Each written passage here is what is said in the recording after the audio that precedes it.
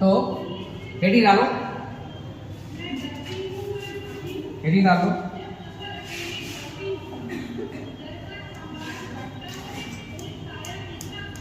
लवणता, इसको क्या कहेंगे?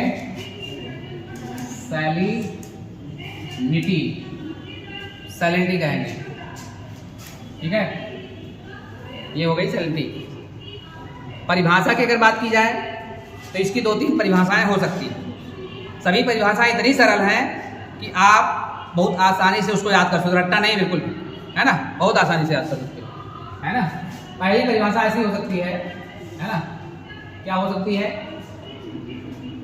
समुद्री जल में घुले हुए पदार्थों की मात्रा, है ना, ये सैलिनिटी हो सकती है एक परिभाषा। दूसरी परिभाषा ऐसी हो सकती है कि समुद्री जल का भार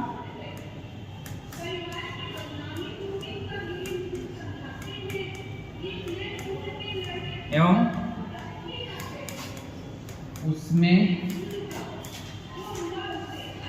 घुले हुए पदार्थों के भार का अनुपात, उसमें घुले हुए पदार्थों के भार का अनुपात, ये 2 परिभाषाएं हो सकती है ना। तो हमने क्या बताया कि समुद्री जल का भार और उसमें हुए घुले हुए पदार्थों के भार का अनुपात, है ना, ये रेशियो, इसको भी सैलिनिटी कह सकते हैं। और एक तरीका ये भी है, ऐसे भी कह सकते हो कि प्रति 1000 ग्राम जल में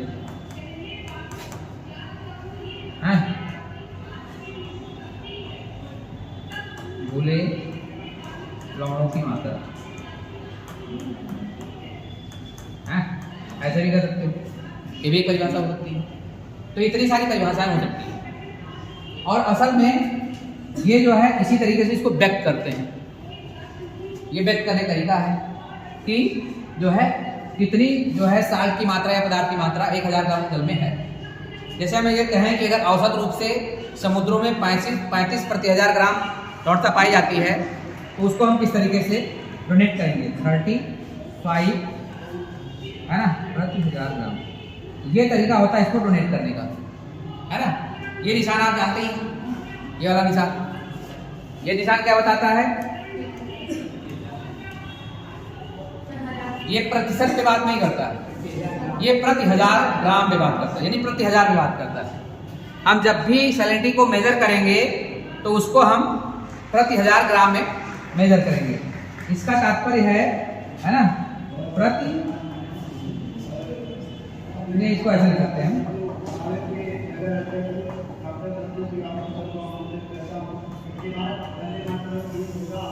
हजार ग्राम ऐसे करके, है ना, प्रति 1000 ग्राम। इसको पीपीटी भी हमने कहा था, है ना, क्या कहा था? इसको हम पीपीटी भी कर सकते हैं। इसको हटाए, पेज हटा दे, रहने दे, ये पेज हटा दे बेटा, चलो ठीक है, हटाते हैं। इसको हम पीपीटी भी कह सकते हैं, है? इसका फुल फॉर्म क्या होता है? पार्ट पर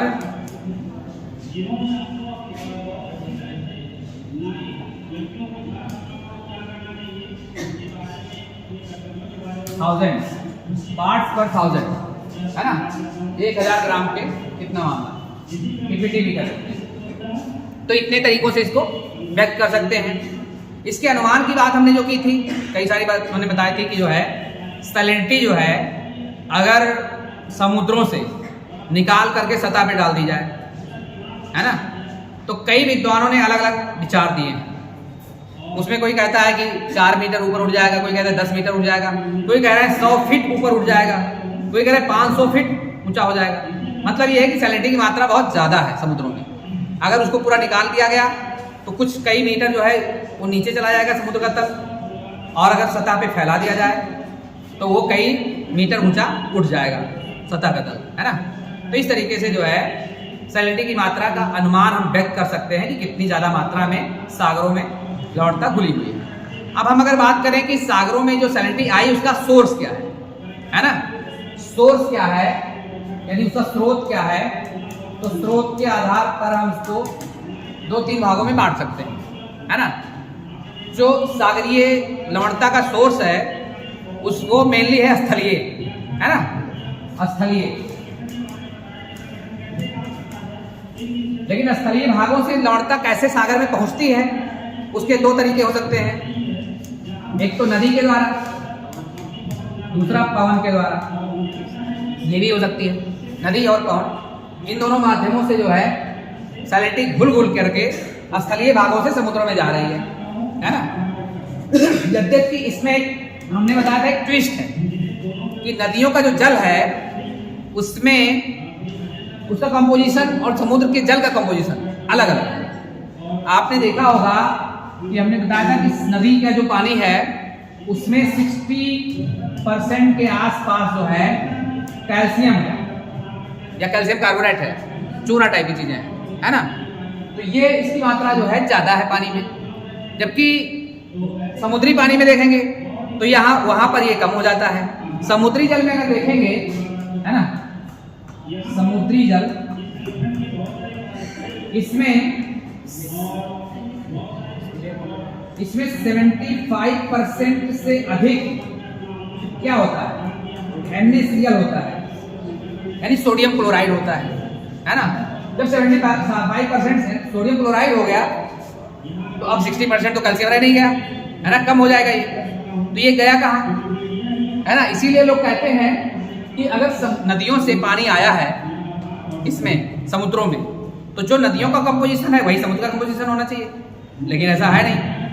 तो इसके जो उत्तर में लोग क्या बताते हैं, इसके उत्तर में ही देखा जाता है कि बताते हैं कि जो नदियों का जल समुद्र में आता है तो समुद्र में बहुत सारी वनस्पतियां हैं और जीव हैं, उनके द्वारा जो है कैल्शियम का जो है भक्षण किया जाता है या वो अपने भोजन के रूप में उसका इस्तेमाल करते हैं, है ना, अपने उपयोग में लाते हैं। और वनस्पतियों एवं जीवों के द्वारा जब कैल्शियम का उपयोग कर लिया जाता है तो पानी में घुला हुआ कैल्शियम कम हो जाता है ना। वो उसको फिक्स कर देते हैं, जमीन में तली में चला जाएगा, है ना, तली में जाके जमा हो जाएगा, पानी में नहीं रह जाएगा। तो कैल्शियम की मात्रा समुद्र वाले जल में कम हो जाएगी, उसमें सोडियम क्लोराइड बढ़ जाएगा, है ना, इसका कंपोजिशन बदल जाता है। लेकिन सोर्स जो है नदियां ही है, और नदियां कहाँ से ला रही है, स्थलीय भाग से ला रही है ना। और पवन भी क्या कर रही है, पवन जब चल रही है तो पवन के साथ बहुत सारे जो है साल्ट और धूल के कण ये सब उड़ के समुद्र में जाते हैं। जब समुद्र में जाते हैं तो उसमें जो सैलिनिटी होती है वो उसमें घुल जाती है और घुल के उसकी सैलिनिटी को बढ़ाती है। अब समुद्र में करोड़ों वर्षों से नदियां एवं पवन के द्वारा लगातार स्थलीय भागों से समुद्री भागों में सैलिनिटी को ले जाया जा रहा है, पदार्थों को घोला जा रहा है वहां पर, लेकिन वहां से निकल नहीं रहा है, निकल उतने रहा जितना हम नमक बना ले रहे हैं, है ना। नमक उतनी मात्रा में नहीं बन पाता है जितना मात्रा में वहां जाता है। लेकिन समुद्रों से वाष्प बन के पानी लगातार उड़ रहा है। जब वाष्प बन के पानी उड़ रहा है तो इसका मतलब नमक वहीं छूट जा रहा है ना। इसीलिए क्या होता है कि समुद्र की जो लवणता है लगातार इंक्रीज करती है ना, और उसकी लवणता ज्यादा होती है, नदियों की पानी स्वच्छ होता है। लेकिन सोर्स यही है, ठीक है।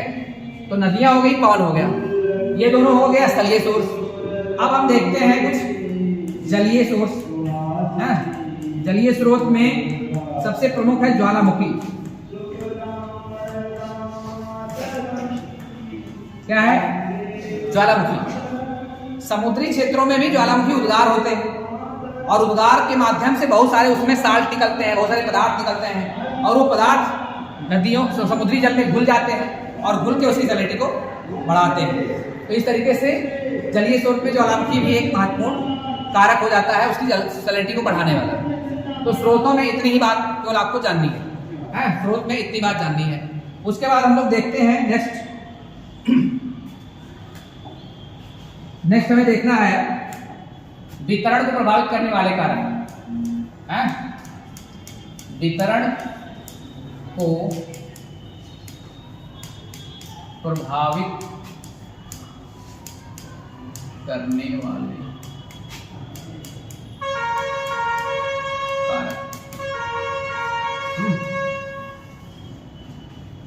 मतलब कौन से फैक्टर्स हैं जो अफेक्ट करते हैं उसके डिस्ट्रीब्यूशन को हैं।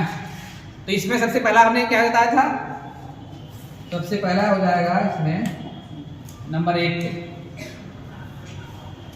तापमान। तापमान एवं वाष्पीकरण दोनों एक साथ रख लो। क्या हमने बताया था, तापमान एवं वाष्पीकरण, यानी टेम्परेचर एवं इवेपोरेशन, ये दोनों कारक है। हमने बताया था, एक चीज बताई थी कि टेम्परेचर अगर अधिक होगा किसी क्षेत्र में, है ना, तो वाष्पीकरण भी बढ़ जाएगा, है ना।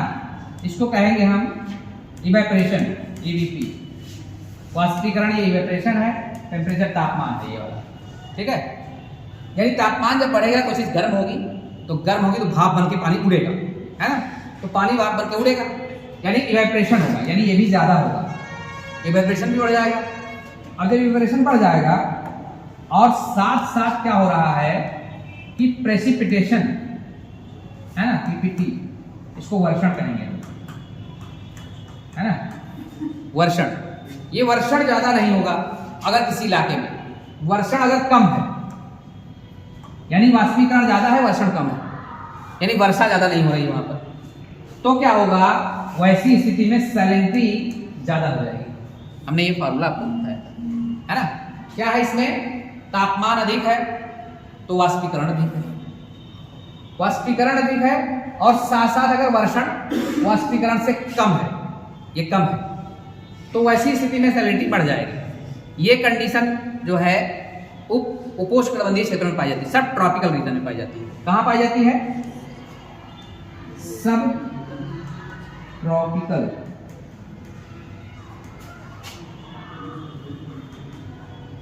सब ट्रॉपिकल रीजन, यानी उपोष्णकटिबंधीय क्षेत्र, है ना। ये अगर अक्षांश वाली बात करें तो इसको हम कह सकते हैं 15 से लेकर के 30 डिग्री नॉर्थ और साउथ, है ना, लैटिट्यूड, है ना, लैटिट्यूड यानी अक्षांशों के आसपास, यहां पर मैक्सिमम सैलिनिटी पाई जाती है सागरों में।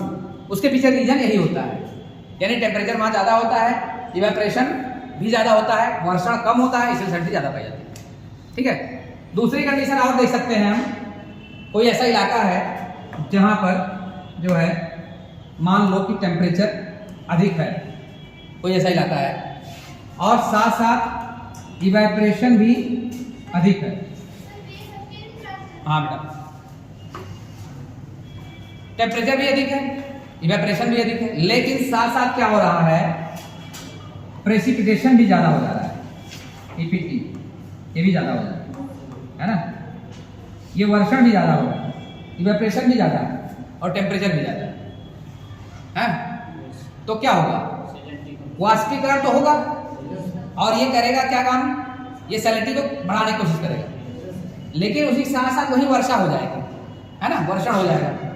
वर्षण में क्या होता है कि जो पानी मिलता है वर्षा के द्वारा वो क्लीन वाटर होता है, स्वच्छ पानी होता है, उसमें कोई सैलिनिटी नहीं होती है। तो ऐसी स्थिति में क्या होगा, ऐसी स्थिति में सैलिनिटी जो है घट जाएगी, सैलिनिटी घट जाएगी, ठीक है।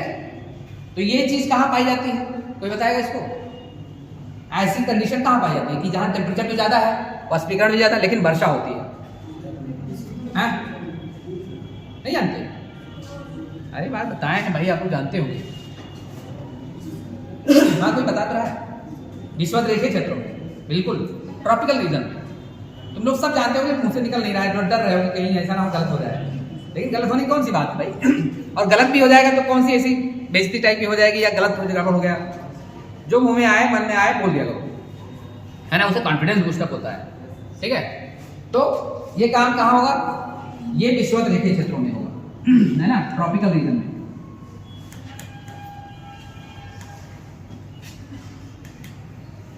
ट्रॉपिकल रीजन या उष्णकटिबंधीय क्षेत्र या विषुवत रेखीय क्षेत्र। अगर अक्षांशों की बात करें तो 0 से लेकर के 15 तक, है ना, डिग्री नॉर्थ एवं साउथ, 0 से 15 डिग्री नॉर्थ एवं साउथ अक्षांशों के आसपास जो ट्रॉपिकल रीजन में आता है वहां पर ये काम होगा।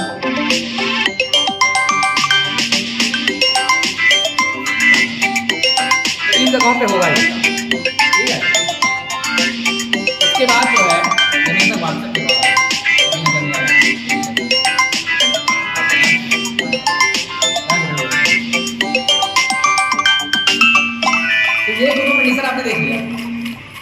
कंडीशन हम लोग देखते हैं,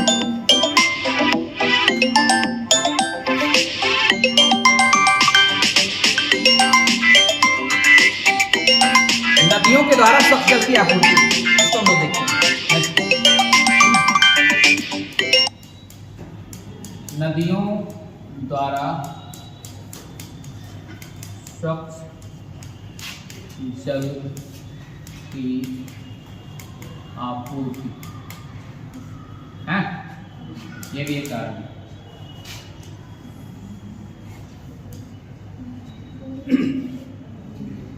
मतलब clean water supply by the river, है ना, ये भी कारण है। नदियां जो होती हैं स्थलीय भागों से आती हैं, है ना, और ये भी कहा जाता है कि नदियां जो है सागरीय सैलिनिटी का मेजर सोर्स होती है, लेकिन नदियों के द्वारा अपार मात्रा में अपने साथ क्लीन वाटर लाया जाता है, मीठा जल लाया जाता है ना। मीठा जल लेके आती हैं, मीठा इस संदर्भ में कि समुद्रों की अपेक्षा उनका पानी जो है वो मीठा है, या उसमें सैलिनिटी कम है, बिल्कुल भी नहीं, बहुत कम है। तो इस तरीके से जो है जहां नदियां आएंगी, है ना, और ज्यादा मात्रा में पानी समुद्र में गिराएंगे, उनके मुहाने के पास सैलिनिटी कम हो जाएगी, है ना, उनके मुहाने के पास सैलिनिटी कम हो जाएगी। अगर एग्जाम्पल की बात करें, अगर एग्जाम्पल की बात किया जाए तो हम सबसे बड़ी नदी जो आकार के अनुसार है वो है अमेजन नदी। कौन सी नदी? अमेजन। ये कहाँ बहती है, किस देश में मेजरली बहती है? ब्राजील में बहती है मेनली, है ना। वैसे तो कई देशों में बहती है, लेकिन मेन देश है ब्राजील और दक्षिण अमेरिका, वहां पर बहती है। और जहां पर ये इसके मुहाने के पास अगर देखें हम सैलिनिटी, तो यहाँ पर घट के जो है 14 के आसपास हो जाती है, सैलिनिटी बहुत कम हो जाती है, इसके मुहाने के आसपास बहुत कम हो जाती है। इसी प्रकार से आप बड़ी बड़ी नदियों का नाम दे सकते हैं। वांगो नदी, इवन जो है गंगा नदी भी, गंगा एवं ब्रह्मपुत्र, इसका भी नाम ले सकते हैं। कांगो नदी भी हो सकती है,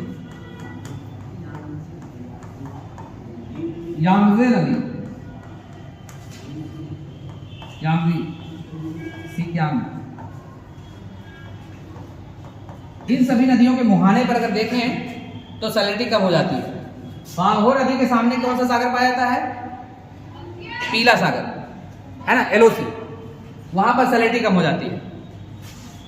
फिर गंगा ब्रह्मपुत्र किस सागर में गिरती है, किस खाड़ी में गिरती है? बंगाल खाड़ी में गिरती है। बंगाल खाड़ी की सैलिनिटी कम हो जाती है, यहाँ पर 30 से लेकर के 33 प्रति 1000 ग्राम के आसपास हो जाती है सैलिनिटी, बहुत असर डालती है। इसी नदी की वजह से, इन्हीं दोनों नदियों की वजह से जो है बंगाल खाड़ी की सैलिनिटी कम होती है अरब सागर की अपेक्षा। अरब सागर में जो नदी गिरती है बड़ी, वो इतनी बड़ी नहीं जितना ये है। सिंध नदी गिरती है एक बड़ी, लेकिन सिंध नदी में इतना ज्यादा पानी होता नहीं है ना। ब्रह्मपुत्र नदी में बहुत पानी होता है, गंगा नदी में ठीक ठाक पानी होता है। तो ये दोनों मिलकर के उस इलाके की सैलिनिटी को घटा देती है, काफी हद तक घटा देती है। तो इस तरीके से यहाँ सैलिनिटी कम हो जाती है। कांगो नदी और यांगजे नदी भी चाइना की है, ये अफ्रीका की नदी है। बड़ी बड़ी नदियाँ ये सब जिन इलाकों में गिरती हैं, है ना, उस इलाके का जो है सैलिनिटी को गिरा देती है, कम कर देती है। ये प्रभाव अगर देखें तो बंद सागरों में ज्यादा देखने को मिलता है। बंद सागरों में अगर देखें या अंशतः बंद सागरों में देखें, तो अगर हम ये बात करें यहाँ पर मान लो काला सागर, ब्लैक सी है, इस ब्लैक सी में कुछ बड़ी बड़ी नदियां आगे गिरती हैं और उसके प्रभाव से क्या है, इसकी सैलिनिटी कम हो जाती है। इस ब्लैक सी में अगर बात करें हम तो डैन्यूब नदी आती है। कौन सी नदी? डैन्यूब। ये यूरोप की बहुत बड़ी नदी है ना, कई देशों को पार करते हुए आती है और काले सागर में गिरती है। डैन्यूब नदी। एक नदी आती है नीपर, एक आती है नीस्टर, है नीपर, नीस्टर, डैन्यूब। ये तीन बड़ी नदियां आकर के ब्लैक सी में गिरती हैं और ब्लैक सी की सैलिनिटी को घटा देती है। और यहाँ पर सैलिनिटी पाई जाती है लगभग 17 to 18 के आसपास, है ना। इस तरीके से सैलिनिटी पाई जाती है, सैलिनिटी ज़्यादा होगी, ठीक है। इसी प्रकार से अगर बात करें कि जहाँ पर नदी नहीं गिरती है और वाष्पीकरण ज़्यादा होता है, वहाँ सैलिनिटी बढ़ जाती है। एग्जाम्पल के लिए है, कुछ एग्जाम्पल आप ऐसे लो जहाँ पर सैलिनिटी ज़्यादा है, बहुत ज़्यादा है। सबसे ज़्यादा सैलिनिटी कहाँ पर है बेटा? किस सागर में सबसे ज्यादा सैलिनिटी है?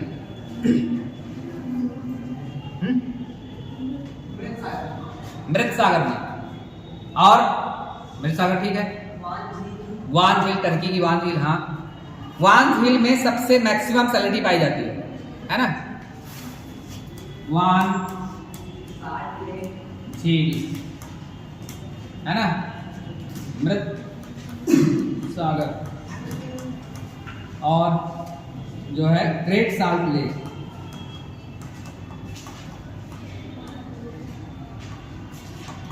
इन सभी में सैलिनिटी बहुत ज्यादा पाई जाती है। यहां पर देखें वान झील में तो यार 330 प्रति 1000 ग्राम के आसपास पाई जाती है। मृत सागर में 240 के आसपास पाई जाती है। ग्रेट साल्ट लेक में 220 220 के आसपास सैलिनिटी पाई जाती है। यहाँ पर सैलिनिटी ज़्यादा होने के पीछे रीजन ये है कि इन सभी इलाकों में टेम्परेचर अधिक होता है, वर्षा नहीं होती है और ना ही कोई बड़ी नदी इसमें पानी गिराती है, इसलिए यहाँ सैलिनिटी बहुत बढ़ती चली जा रही है ना। तो ये जो है इलाके यहाँ सैलिनिटी बहुत ज़्यादा पाई जाती है, नदियों द्वारा कोई सप्लाई नहीं है पानी की, इसलिए सैलिनिटी ज़्यादा है। ठीक है, ये हो गया। तो इसको हटाएं, एग्जाम्पल हो गया बस। एक और कारण हो सकता है प्रचलित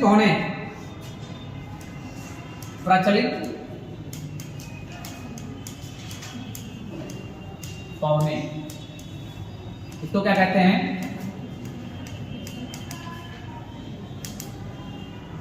प्रिवेलिंग विंड, प्रिवेलिंग विंड, ये एक कारण हो सकता है। प्रचलित पौने जिस इलाके में चलती हैं वहां पर समुद्रों के पानी को बहुत ज्यादा मात्रा में डिस्प्लेस कर देती है, एक किनारे से लेकर के दूसरे किनारे पे लेकर चली जाती है ना। तो हमने ये बताया था कि दो प्रकार की विंड होती है समुद्रों पे चलने वाली, एक ऑफ शोर होती है, एक ऑन शोर होती है। ऑफ शोर विंड और ऑन शोर विंड का नाम सुने हो? हैं? तुमने ऐसा लग रहा है कि सुने ही नहीं, तो बोलो भैया सुने हो तो। देखो ये मान लो समुद्र है, इसके इधर स्थल है और इधर भी स्थल है, ठीक है, दोनों साइड में लैंड एरिया है, इधर लैंड एरिया इधर और इधर भी लैंड एरिया। अब इस पे मान लो कोई विंड चल रही है, ऐसे विंड चल रही है ना। अब यहां पर जो विंड होगी जो स्थल से सागर की तरफ आएगी उसको क्या बोलेंगे? उसको ऑफ शोर विंड बोलेंगे, बिल्कुल। यहां पर लिखेंगे हम ऑफ, ये वाला ऑफ रहेगा, ऑफ शोर विंड। इसको अपतट वायु भी कहते हैं, अपतट पवन, है ना, ऐसा भी कह सकते हैं। और जहां पर सागर से स्थल की ओर आएगी उसको कहेंगे ऑन शोर,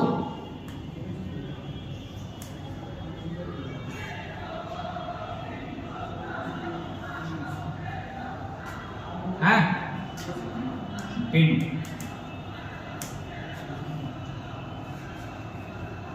ये हो गई आंसर, इसको अनुतट वायु भी कहते हैं, अनुतट पवन। ये अब इसमें क्या है कि हमने इसको टेम्परेचर में भी बताया था, है ना। और टेम्परेचर में क्या कर रही थी कि इधर के वाटर को इधर की तरफ लेके चली आ रही थी। इससे क्या हो रहा था कि वाटर लेवल में चेंज आ रहा था, है ना। इधर वाटर लेवल ऊंचा हो गया, इधर वाटर लेवल डाउन हो गया, है ना। क्यों? क्योंकि पानी जो है इधर की तरफ जा रहा है ना, इधर की तरफ जा रहा है तो नीचे हो गया। अब देखो कि जब इधर की तरफ पानी जा रहा है तो ऊपर का पानी गर्म भी रहता है, उसमें वाष्पीकरण भी होता रहता है ना। वाष्पीकरण जब होगा तो सैलिनिटी घट जाएगी, है ना। और वो गर्म पानी इधर कलेक्ट हो रहा है और इधर पानी नीचे से आ रहा है। यहाँ पर अब बेलिंग ऑफ करंट हो रहा है। क्या हो रहा है?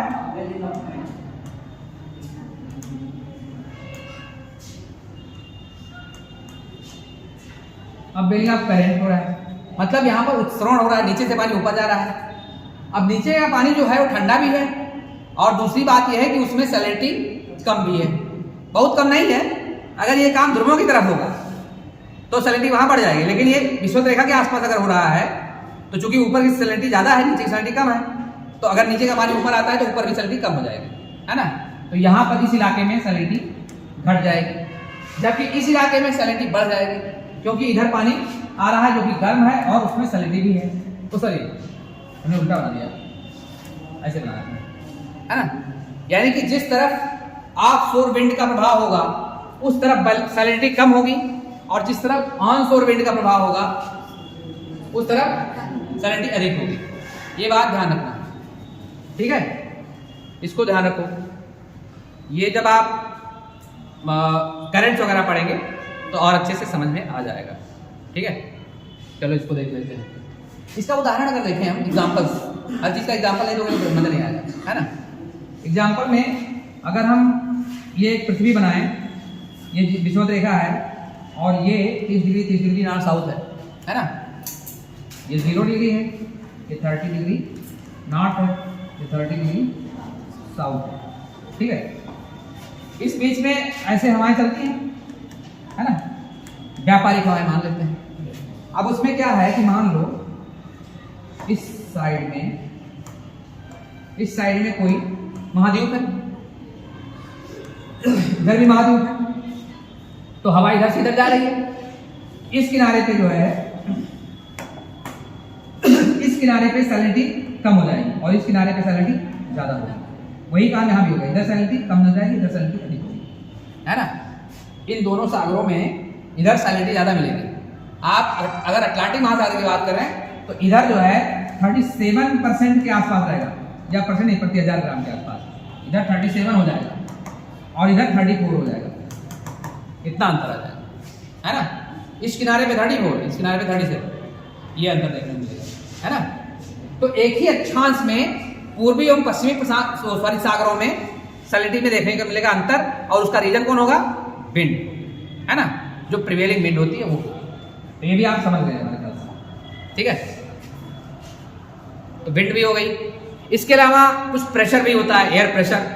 एयर प्रेशर जहाँ ज़्यादा होगा वहाँ पर नीचे दबाव डालेगा, है ना। दबाव डालेगा तो वाटर लेवल नीचे चला जाएगा। वाटर लेवल अगर नीचे चला जाता है तो नीचे से पानी ऊपर आएगा, है ना, क्योंकि उसको प्लेन करना चाहता है वो, और नीचे का पानी उसमें सैलिनिटी कम होती है तो सैलिनिटी कम हो जाएगी। अगर ये काम उष्णकटिबंधीय क्षेत्रों में हो रहा है तो जहाँ हाई प्रेशर बहुत ज़्यादा अचानक पड़ेगा वहाँ का सैलिनिटी थोड़ा कम हो जाएगी। तो इस तरीके से सोमाली तट के पास ऐसा होता है ना। सोमाली तट के पास सोमाली करंट एक उत्पन्न होती है, सागरीय करंट, जो कि ठंडी की धारा है, वहाँ पर ये चीज़ें होती हैं। तो इस तरीके से आपने ये देख लिया कि कौन कौन से कारण हैं जो महासागरीय जल में सैलिनिटी के वितरण को प्रभावित करते हैं। ये चीज़ें क्लियर हो गई है। अब हम लोग देख लेते हैं कि सैलिनिटी का डिस्ट्रीब्यूशन किस तरीके से। तो नई हेडिंग डालो, जो है लवणता का वितरण।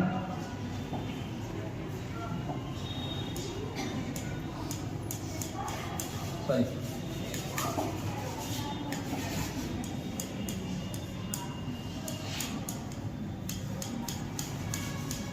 अगर वितरण की बात करें तो इसको भी हम 2-3 भागों में बांट सकते हैं। एक है क्षैतिज वितरण और दूसरा है लंबवत वितरण। पहला क्या है? क्षैतिज मतलब हॉरिजॉन्टल, क्षैतिज वितरण, हॉरिजॉन्टल डिस्ट्रीब्यूशन, और एक है लंबवत वितरण।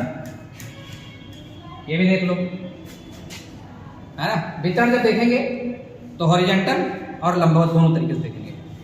इसमें से जो लंबवत क्षैतिज वितरण है ये ज़्यादा इंपॉर्टेंट, को ध्यान से देखना। ये भी इंपॉर्टेंट, लेकिन ये तुरंत हो जाएगा काम। इसमें बस एक चैप्टर, एक केवल पैराग्राफ है, और ये बड़ा मामला, इसी पे क्वेश्चन ज़्यादा आएगा, है ना। ऐसा पूछ लेगा कि जो है किसी पर्टिकुलर सागर में या महासागर में उसके क्षैतिज वितरण को दर्शाइए या उस पर टिप्पणी लिखिए, ऐसा पूछ सकता है आपसे। तो इसको ध्यान रखिए, क्षैतिज वितरण, है ना। अब क्षैतिज वितरण में भी 2 प्रकार का है मामला। इस क्षैतिज वितरण को भी 2 प्रकार से बांट सकते हो। एक है अक्षांशीय वितरण,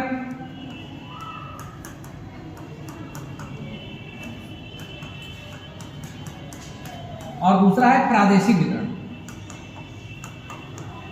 प्रादेशिक वितरण, ये 2 चीजें, अक्षांशीय वितरण और प्रादेशिक वितरण। 2 तरीके से हम क्षैतिज वितरण भी देख सकते हैं, ठीक है। देख लो, अब अक्षांशीय वितरण क्या है और क्षैतिज वितरण क्या है, दोनों सॉरी मतलब प्रादेशिक वितरण क्या है ये भी जान लें। अक्षांशीय वितरण का मतलब ये है कि अगर ये पूरा आपका ग्लोब है, पूरी पृथ्वी है, तो उस पृथ्वी पर जो है ना, जो आपके लैटिट्यूड दिए हुए हैं, इन लैटिट्यूड के हिसाब से 0 डिग्री से लेकर के आप 90 डिग्री के पर जाओगे नॉर्थ और 90 डिग्री साउथ, है ना, विषुवत रेखा से, इस रेखा से इधर की तरफ और इस रेखा से इधर की तरफ जब जाओगे तो किस तरीके से सैलिनिटी के वितरण में चेंज आएगा, है ना, कहाँ पर कम पाया जाएगा, कहाँ ज़्यादा पाया जाएगा, ये चीज़ आप अगर दर्शाते हो कटिबंध वाइज या अक्षांश वाइज या सॉरी हाँ अक्षांश वाइज, तो आपको जो है ये वाला वितरण हो जाएगा। लेकिन अगर आप अक्षांश पे ना ध्यान दे करके आप एक महासागर लेते हो, एक सागर लेते हो, तब उसको हम प्रादेशिक वितरण कहेंगे, है ना। यानी कि सागर, महासागर, जब इनकी बात की जाएगी तब हम प्रादेशिक वितरण समझेंगे, है ना। यानी हर महासागर एक अपने अपने प्रदेश है ना, एक रीजन है, तो रीजनल डिस्ट्रीब्यूशन हो जाएगा वो, ठीक है। अब इसमें आप प्रशांत महासागर की बात करोगे, है ना, अटलांटिक महासागर की बात करोगे, आप हिंद महासागर की बात करोगे, सारे महासागर हो जाएंगे। उसके अलावा आप जो है इसमें कुछ सागरों की बात नहीं करोगे जो सीमांत में सागर है ना, जैसे काला सागर, जैसे फारस की खाड़ी, जैसे लाल सागर, जैसे कैस्पियन सी, है ना। इन सभी सागरों की बात जब करोगे तो आपका भी वो भी प्रादेशिक वितरण का पार्ट होगा, है ना। अभी टाइम है कि नहीं है, कितना बज रहा है बेटा, 3 मिनट है, तो 3 मिनट में अगर हम शुरू करेंगे तो खत्म नहीं कर पाएंगे क्षैतिज वितरण को, है ना। तो इतनी बात समझ लो, और बाकी हम जो है नेक्स्ट क्लास में बताएंगे क्षैतिज वितरण को विस्तार से और प्रादेशिक वितरण को भी, है ना।